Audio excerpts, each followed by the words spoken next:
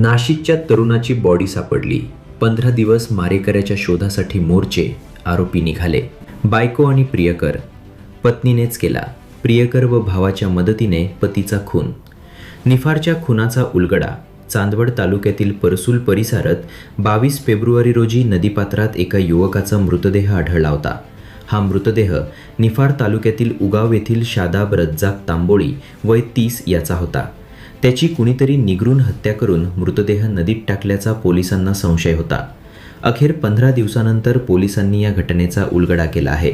हा खून दुसरा तिसरा कुणी नव्हे तर त्याच्याच पत्नीने केल्याचे पोलीस तपासातून समोर आले आहे. आरोपी पत्नीने प्रियकर आणि तिच्या भावाच्या मदतीने हा खून केल्याचे पोलीस तपासात निष्पन्न झाले आहे. मृत शादाब तांबोळी हा 18 फेब्रुवारीपासून बेपत्ता होता.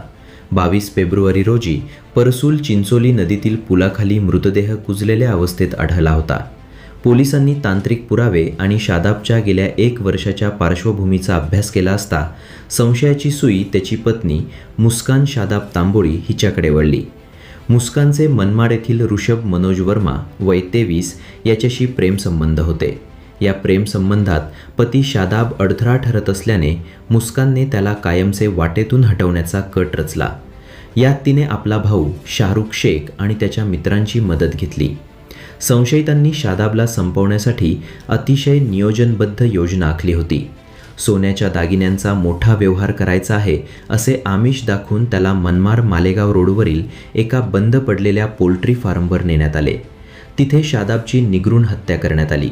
पुरावा नष्ट करण्यासाठी आरोपींनी त्याच्या हातापायाला लोखंडी डंबेल्स बांधून मृतदेह परसूल शिवारातील नदीत फेकून दिला.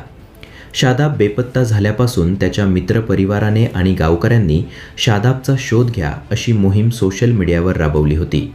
इतकेच नाही तर न्याय मिळावा यासाठी 15 दिवस स्थानिक पातळीवर मोर्चेही काढण्यात आले होते.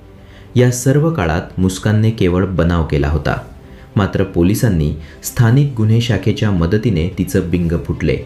या प्रकरणी नाशिक ग्रामीण पोलिसांनी आरोपी पत्नीसह 7 जणांना अटक केली आहे. सर्व आरोपींची पोलिसांकडून कसून चौकशी सुरू आहे.